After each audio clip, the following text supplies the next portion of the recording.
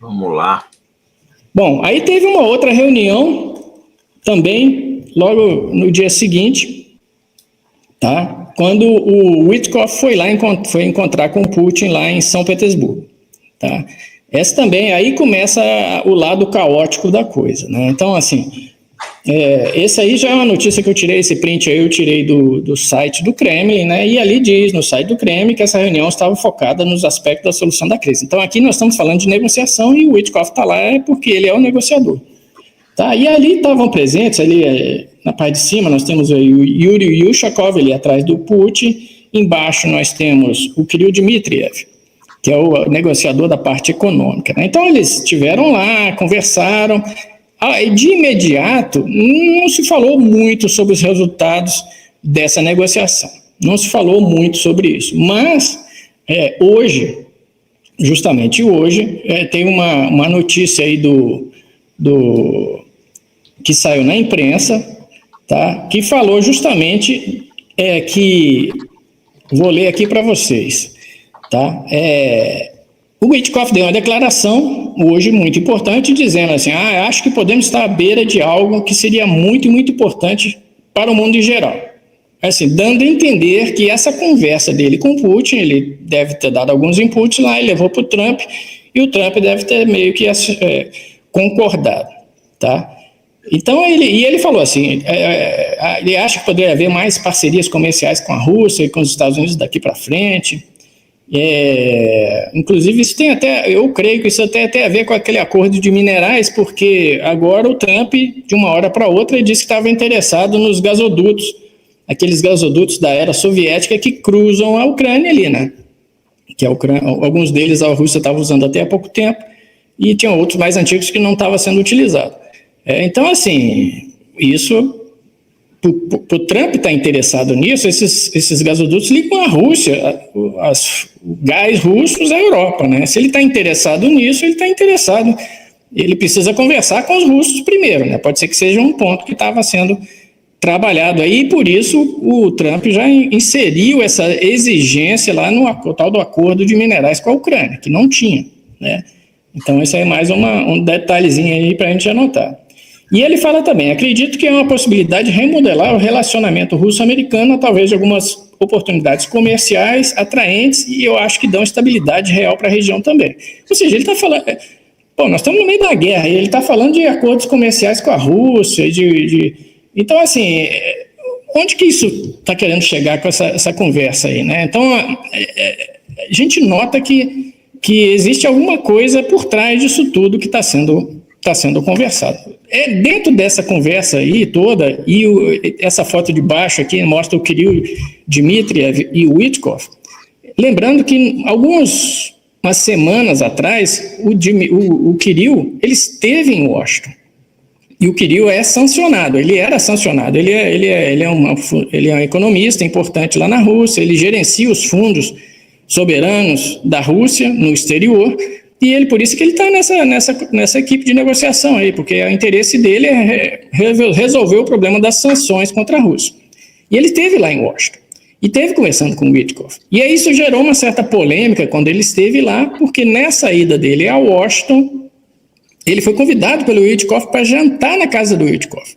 E teve muitas críticas para o Witkoff em relação a isso, dizendo que isso violava as normas de segurança, que o Witkoff estava excessivamente ligado com os russos, excessivamente flexível para as demandas russas, inclusive dentro dos próprios republicanos. Então volta aí o Cavoli, né? O Cavoli tem um discurso dissonante. Dentro do Congresso também há discursos dissonantes em relação a essa política do Trump. Basicamente entre os republicanos, mas também agora entre alguns republicanos também, entre os democratas e basicamente agora também entre alguns republicanos, tá? Vem criticando o Witkoff. E aí surge um outro fato, se puder passar o próximo slide aí, por favor, é justamente a reação, a fala de outra personagem importante aí que andava meio adormecido, que era o Keith Kellogg, general. Quem se lembra do Keith Kellogg lá atrás, né, ainda antes da posse do Trump, ele era o encarregado dessa negociação, ele já tinha um plano. Lembra-se que ele falava do tal do plano Kellogg e tal? A gente comentou muito sobre isso aqui. Pois é, e ele surgiu do nada com esse plano de volta. não mudou muito do que ele falava lá atrás. A gente sabe que hoje o Kellogg está mais ligado com as ligações com a Ucrânia e o Witkoff mais ligado com as negociações com a Rússia, mas parece que eles não se falam, porque as declarações do Witkoff não tem nada a ver com o que o Witkoff está falando. Então parece que é uma conversa de doido, parece que eu não entendo uma negociação assim, pode ser que esteja uma lógica nisso aí, né? Eu não entendi essa lógica ainda, alguém pode me esclarecer um dia, mas eu não vejo lógica nenhuma nisso, né? Então, o Keith Kellogg está propondo o quê? Divisão da Ucrânia, né? Inclusive ele falou que seria um modelo parecido com o modelo lá da Alemanha Oriental, Alemanha Ocidental, e aí começaram uma churrada de críticas, o próprio Zelensky criticou ele, dizendo que não ia admitir isso, mas esse mapinha que está aí seria esse, essa parte verde aí ficaria com tropas francesas e britânicas, e tropas ucranianas também, né? A parte amarela ficariam só com tropas ucranianas, e a parte vermelha seria onde os russos estão hoje.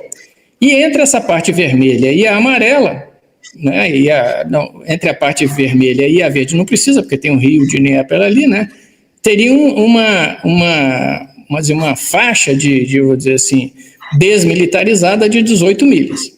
Tá. Aí começa a gerar várias perguntas, né? Quem que ia fiscalizar essa faixa desmilitarizada aí? Se os ingleses e os britânicos estão lá do outro lado da Ucrânia, estão no oeste da Ucrânia. Né? Então começa a gerar um monte de perguntas, né? Como é que isso vai ser implementado? E aí essa fala do Witkoff, que vai totalmente contra aquilo a fala do Kellogg, que vai totalmente contra o que o Witkoff está conversando e o que o Witkoff falou hoje, qual é a lógica disso aí? Por que está tendo esse ruído todo entre dois negociadores que, teoricamente, são da mesma equipe, né, de negociação? Parece que ou eles não se falam ou tem uma lógica aí, né? Talvez seria um balão de ensaio para ver o que o outro lado fala, qual a crítica que o outro lado faz. Sei lá, né? Então, assim, eu não sei exatamente o que pode estar por trás disso. É o primeiro sinal de interrogação de que essa negociação tem um problema. Se isso não for uma coisa muito bem acertada, uma estratégia muito brilhante. Mas o fato é o seguinte, mesmo os líderes militares da OTAN, ele tem feito algumas críticas com essa ideia de mandar as tropas lá para essa área verde aí, né? Essa questão, e isso o Witkoff falou hoje. Ele falou que um dos pontos principais é que o artigo 5º do Tratado da Aliança não ia ser observado em hipótese nenhuma. Ou seja, se essa tropa fosse para aí, é como se não fosse da OTAN. Se essa tropa fosse aí e for atacada, não significa um ataque a toda a OTAN. Eles estão ali por conta e risco. Né? E já se fala no efetivo de 10 mil homens. Pô, a Ucrânia tem 600 mil homens em armas combatendo na guerra. A Rússia tem talvez 800 mil. 10 mil? Esse 10 mil vai ser exatamente o quê? Aí vai ficar lá do outro lado, no leste? Como é que seria isso? Qual a finalidade disso? Né? Isso vai totalmente contra aquelas linhas vermelhas do Putin, porque o Putin diz não OTAN, e isso aí seria em que pese não está envolvido no artigo 5º, mas são tropas britânicas e inglesas que no dia seguinte delas chegarem lá, isso pode dizer, não, agora eu sou da OTAN e estamos aqui. O fato consumado, então os russos nunca vão aceitar isso, dificilmente. Essa Ucrânia da parte amarela aí vai estar se armando na fronteira com a Rússia, né, próximo a Moscou. Então, assim, também isso não vai ser aceito, porque o segundo ponto que os russos batem é a desmilitarização. Então, assim, pelo lado russo isso não atende, pelo lado ucraniano também não. Se a gente vê, tanto que o próprio Zelensky criticou essa proposta aí, né? Assim, porque qual é a perspectiva disso a longo prazo? Sem uma negociação viável, e os dois lados têm pontos irreconciliáveis, né? O que é uma ameaça existencial para a Ucrânia, que é a não adesão à OTAN. Eles consideram isso uma ameaça existencial. É uma ameaça existencial também para a Rússia, porque a adesão da Ucrânia para a OTAN é considerada uma ameaça existencial, ou seja, é um ponto irreconciliável. Não tem negociação do mundo que vai resolver esse problema. Se ambos os países consideram isso uma ameaça existencial, Quando que vai terminar esse mapinha do Kellogg aí? Vai virar uma Coreia do Norte? E esses caras vão ficar lá para sempre? E aí vai virar um Berlim mesmo, uma Alemanha Oriental, e aí o final da Alemanha Oriental todo mundo sabe o que foi, virou tudo OTAN. Né? Então a Rússia não vai admitir isso. Tá? E a Ucrânia também não vai admitir ser dividida dessa forma. Então veja, é uma proposta que, se no longo prazo, ela vai virar um entulho ao longo do tempo para toda a Europa. Então, assim, vejam, esse é um problema muito sério, a forma como essas coisas estão sendo conduzidas, na minha modesta opinião.